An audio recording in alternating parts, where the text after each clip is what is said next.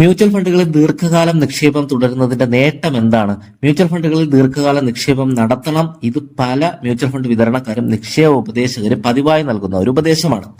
പ്രത്യേകിച്ച് ഇക്വിറ്റിയും ബാലൻസ്ഡ് ഫണ്ടും പോലെയുള്ള ചില നിശ്ചിത മ്യൂച്വൽ ഫണ്ടുകളുടെ കാര്യത്തിൽ ഇത് ശരിയുമാണ്.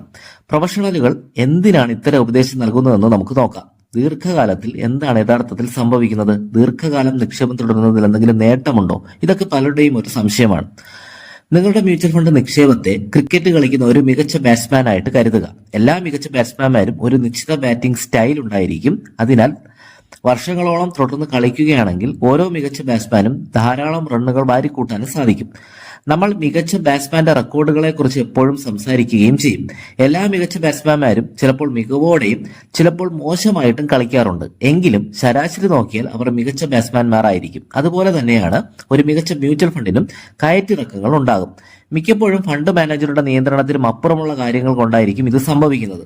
ഈ ഫണ്ടുകളിൽ ദീർഘകാലം നിക്ഷേപിച്ചു കൊണ്ടിരുന്നാൽ ഒരു നിക്ഷേപകന് നേട്ടമുണ്ടാകാനുള്ള സാധ്യത വളരെ കൂടുതലാണ്. അതിനാൽ നിങ്ങളാൽ കഴിയുന്നത്ര ദീർഘകാലം നിക്ഷേപിച്ചു കൊണ്ടേയിരിക്കുക, പ്രത്യേകിച്ച് ഇക്വിറ്റി ബാലൻസ്ഡ് ഫണ്ടുകളിൽ.